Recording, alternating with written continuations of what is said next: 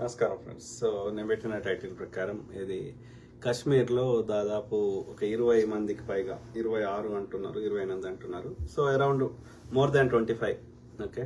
So చనిపోవడం జరిగింది, లేకపోతే ఉగ్రవాదుల చేతిలో చంపడం జరిగింది అనేది. ఎనీ వైలెన్స్, ఎవరైనా ఏ కులమైనా ఏ మతమైనా భారతీయులే. సింపుల్. భారతీయులు కాకపోయినా సరే అక్రాస్ ద వరల్డ్ ఎవరిని చంపే హక్కు లేదు. సమస్యకి శాంతియుతంగా పరిష్కారం రాబట్టవచ్చు. ఓకే. సో ఎవరిని చంపినరు అది ఇన్వెస్టిగేషన్ జరగాలి, దోషులకు శిక్షలు పడాలి. ఎవరైనా సరే, ఏ కులమైనా ఏ మతమైనా ఏ జాతి అయినా ఏ దేశపోడైనా ఎవరైనా సరే. Okay. The culprits have to be punished. కానీ అది ఎంతవరకు నిష్పక్షపాతంగా విచారణ జరుగుతుంది, ఎంతవరకు దోషులకు శిక్షలు పడతాయి, మోడీ గారి ఈ బీజేపీ ఆర్ఎస్ఎస్ ఈ దుర్మార్గుల పాలనలో ఇప్పటివరకు ఎంతవరకు వాటికి శిక్షలు అనేది మనం గమనించాలి. కాంగ్రెస్ హయాంలో మాత్రం ఎలాంటి దాడి జరిగినా అది ఎవరు చేసినా నిష్పక్షపాతంగా విచారణ చేయడం జరిగింది, దోషులకు శిక్షలు వేయడం జరిగింది. అట్లనే ఇంకా అంతకు మించి ఉంటే విదేశాలు అయితే వాళ్ళ మీద కూడా కఠినమైన చర్యలు తీసుకున్నాం గతంలో. కానీ మోడీ గారు వచ్చిన తర్వాత బీజేపీ హయాంలో అప్పుడు వాజ్పేయి గారు ఉన్నప్పుడు కానీ ఇప్పుడు కానీ ఇప్పటివరకు ఎవరికి శిక్షలు పడలేదు, విచారణే జరగలేదు, శిక్షలు అనేది దొరికి బాధ. కేవలం మనని ఎంతసేపు ప్రతి అంశాన్ని హిందూ ముస్లిం లెక్క చిత్రీకరించే ప్రయత్నం చేస్తాడు, కానీ దేశ రక్షణని కూడా నువ్వు పనంగా పెడుతున్నావు, అది దౌర్భాగ్యం. ఓకే. సో కాబట్టి ఈ కేసులో హిందువులు చనిపోయారు, ఇంకో కేసులో ముస్లిం చనిపోయారు, ఇంకో కేసులో క్రిస్టియన్ చనిపోయారు. ఎవరు చనిపోయినా మానవులే కదా, వాళ్ళ పర్సనల్ బిలీఫ్ సిస్టమ్కి మనకు సంబంధం లేదు. Right. Every life is a life. Right. ప్రతి ఒక్కరి యొక్క వాల్యూ, ప్రతి లైఫ్కి వాల్యూ ఉంది. కాబట్టి వాళ్ళ పర్సనల్ లైఫ్ నాకు అనవసరం, వాళ్ళు ఏ కులమా ఏ మతమా నాకు అనవసరం, వాళ్ళు మనిషా కాదా. సో ఆ క్రమంలో ఇక్కడ there is a 2 possibilities are there. ఒకటి ఏంటంటే జెన్యున్ గానే పాకిస్తాన్ చేయించి ఉండవచ్చు.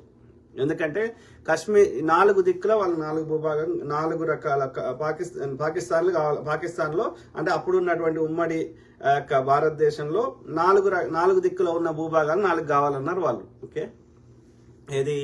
ఈస్ట్ పాకిస్తాన్ అంటే ఇప్పుడున్న బంగ్లాదేశ్, వెస్ట్ పాకిస్తాన్ అంటే ఇప్పుడున్న పాకిస్తాన్. ఈ 2 కాకుండా నార్త్ పాకిస్తాన్, సౌత్ పాకిస్తాన్ అంటే హైదరాబాద్, ఇప్పుడు మన తెలంగాణ. ఓకే. తెలంగాణ ఒక్కటే కాదు, తెలంగాణతో పాటు కొంత కర్ణాటక భాగం, కొంత కర్ణాటకలో ఉన్న భాగం, కొంత ఈ మహారాష్ట్రలో ఉన్న భాగం, ఇదంతా కలిపి హైదరాబాద్ స్టేట్ నిజాం గారు పరిపాలించింది. ఇది మాకు కావాలన్నారు. At the same time north లో వచ్చేసి ఈ జమ్మూ కాశ్మీర్ ఇవి కావాలన్నారు. సో మనం ఏది ఇచ్చినాము, మనం ఇవ్వలేదు, బ్రిటిష్ వాడు ఇచ్చిండు. ఏమి ఇచ్చిండు? ఈస్ట్ పాకిస్తాన్ ఇచ్చిండు, అంటే బంగ్లాదేశ్ని ఇచ్చిండు, ఇప్పుడున్న పాకిస్తాన్ ఇచ్చిండు. ఇక నార్త్ని సౌత్ని మనం సౌత్ని అయితే ఇవ్వలేదు, ఇది దేశం నడిపోటున ఉందని. అది బార్డర్లు ఉంది కాబట్టి కాశ్మీరు కొంత ఆక్యుపై చేశారు. అది ఇండిపెండెంట్ ఒక రాజు కింద ఉండే, ఈ రాజా హరిసింగ్ కింద ఉండే, అప్పుడు కొంత కబ్జా పెట్టేశారు. ఇప్పుడు మనం పిఓకే అంటున్నాం, పాక్ ఆక్యుపైడ్ కాశ్మీర్ అంటున్నాం. వాళ్ళు ఏమంటున్నారు అంటే ఆజాదీ కాశ్మీర్ అంటున్నారు. ఓకే. ఏ పేరు పెట్టినా సరే వాళ్ళైతే కొంత భూభాగాన్ని ఆక్యుపై చేశారు. మిగిలిన భూభాగాన్ని కూడా గుంజుకునే ప్రయత్నం చేస్తే అక్కడ ఉన్నటువంటి రాజా హరిసింగ్ గారు మన భారత ప్రభుత్వానికి పండిత్ జవహర్లాల్ గారి దగ్గరికి వచ్చి మొరబెట్టుకున్నాడు, నన్ను కాపాడు అంటే, మా భారతదేశంలో కలుపుతా అంటే నేను కాపాడుతా అంటే కలుపుతా కానీ కొన్ని కీ మా దగ్గరనే ఉంటాయంటే అప్పుడు ఈ ఆర్టికల్ 370 పెడితే అప్పుడు కలిపిండు ఆయన. ఓకే. మొన్న మోడీ గారు ఆర్టికల్ 370 తీసేసారు, ఎందుకంటే ఎవరైనా అక్కడ భూమి కొనుక్కోవచ్చు అని. సో ఇది కాశ్మీర్ చరిత్ర.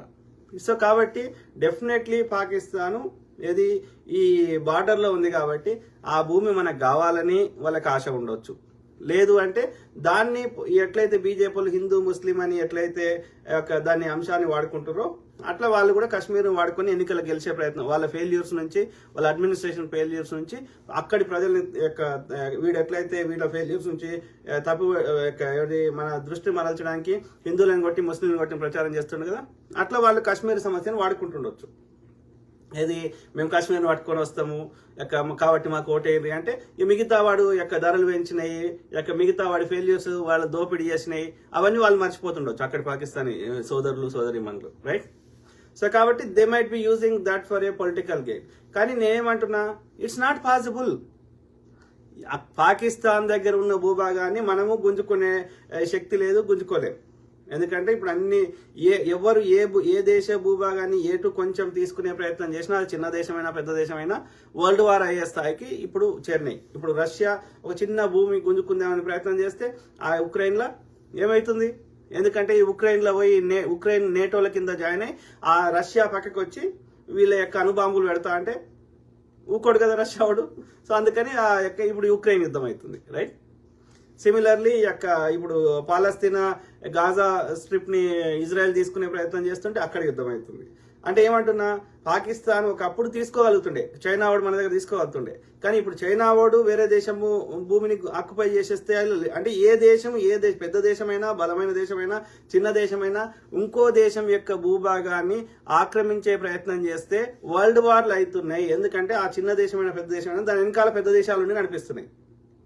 ఎందుకంటే ప్రతి పెద్ద దేశము ఆ పెద్ద దేశం they want to become the super power అన్నప్పుడు ఏం చేస్తున్నారు?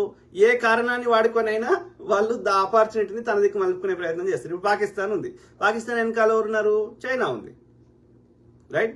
చైనాకి కావాల్సిన అన్ని సహాయ సహకారాలు వాళ్ళు అందిస్తున్నారు. ఎందుకంటే వాళ్ళకు ఈ భారతదేశంతో ఎప్పుడైనా థ్రెట్ ఉంది కాబట్టి చైనాని వాడుకుంటున్నాడు. ఇప్పుడు సేమ్ థింగ్, అమెరికా ఇంకో దేశం ఆక్యుపేయాలంటే దాని వెనకాల చైనా ఉంటుంది, చిన్న దేశం ఏం కావచ్చు.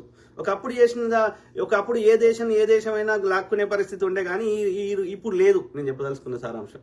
కాబట్టి నేను ఏమంటున్నా, భారతదేశంలో ఆ యొక్క మెజారిటీ కాశ్మీరు భారతదేశంలో ఉంది. సో అది భారతదేశంతో ఉంటుంది. ఇక కొంత భూభాగం కాశ్మీర్ తోటి ఉంది, పాకిస్తాన్ తోటి ఉంది, అది పాకిస్తాన్ తోటి ఉంటుంది. కాబట్టి దీన్ని పర్మనెంట్ గా శాశ్వత పరిష్కారం నీ దగ్గర నువ్వే తీసుకోరనైనా, నా దగ్గర నేను ఉంచుకుంటా, మధ్యలో ఈ గొడవ వద్దిగా డన్, ఇట్స్ ఓవర్ అన్న కామన్ సెన్స్ వాళ్ళకి ఎందుకు లేదు ఆ పాకిస్తాన్ వాళ్ళకి అనేది ఆలోచించాలి. ఆ దిశగా మోడీ గారు ఇది ఐక్యరాజ్య సమితిలో కానీ భద్రతా సమితిలో కానీ ఇన్ని దేశాలు తిరుగుతాడు, కానీ ఒక్క దేశంతో ఒక డీల్ చేసుకురాడు. దీనికి ఈ సమస్యకి శాశ్వత పరిష్కారం చూపెట్టాలి. మరి ట్రంప్ నా దోస్త్ అంటాడు అన్నప్పుడు ట్రంప్ను ఒప్పించాలి కదా. పాకిస్తాన్ కామ్గారా ఈ భూభాగం రాదు, నువ్వు ఇట్లా పిచ్చి చేయకు, ఇట్లా అటాకులు చేయకని చెప్పాలి కదా. సేమ్ థింగ్ ఇప్పుడు బంగ్లాదేశ్ని పాకిస్తాన్ రెండు ముక్కలు చేసి బంగ్లాదేశ్ని ఆ పాకిస్తాన్లోకి వెళ్ళి సపరేట్ చేసి దాన్ని సపరేట్ చేసినామని వాళ్ళు కోపం పెట్టుకున్నారు, ఇందిరాగాంధీ గారి మీద కానీ భారతదేశం మీద కానీ. అందుకని ఏం చేస్తున్నారు, పంజాబ్ను కూడా మీ దేశం నుంచి సపరేట్ చేస్తామని అక్కడ ఈ ఖలిస్తానీ ఈ గొడవ చేస్తున్నారు. ఎందుకంటే వాళ్ళకి బార్డర్ కాబట్టి, రైట్? సో ఇవి ఉన్నాయి. పాకిస్తాను వాళ్ళు ఆశపడ్డారు. ముస్లిమ్స్ ఎక్కడెక్కడైతే ఉండారో అప్పుడు, ఓకే, ఏది విభజన కాకముందు, దేశం రెండు ముక్కలు కాకముందు ఎక్కడెక్కడ ముస్లిం జనాభా ఎక్కువ ఉండేనో ఆ భూభాగాలు మాకు ఇచ్చేయమన్నారు. లేకపోతే ముస్లిం రాజులు పరిపాలించిన భూభాగాలు, అది కరెక్ట్ వర్డ్, ముస్లిం ఎక్కువ ఉన్నది కాదు, ముస్లిం రాజులు పరిపాలించిన భూభాగాలు మాకు ఇవ్వమన్నారు. ఇవ్వమంటే మనం ఇవ్వలేదు, ఓన్లీ రెండే ఇచ్చినాం. మనం కూడా ఇవ్వలేదు, బ్రిటిష్ వాడు ఇచ్చిండు. ఓకే, గాంధీ గారు ఏమన్నారు, ఏది నా శవమన్న పోవాలి కానీ నేను దేశం రెండు ముక్కలు కానీ అన్నారు. జిన్నా గారు మొండిపాటు పట్టిరు, దానికి అన్ని రకాల సహకరించింది బ్రిటిష్ వాడు. Okay, simple. ఎందుకంటే బలమైన దేశాలు ఉంటే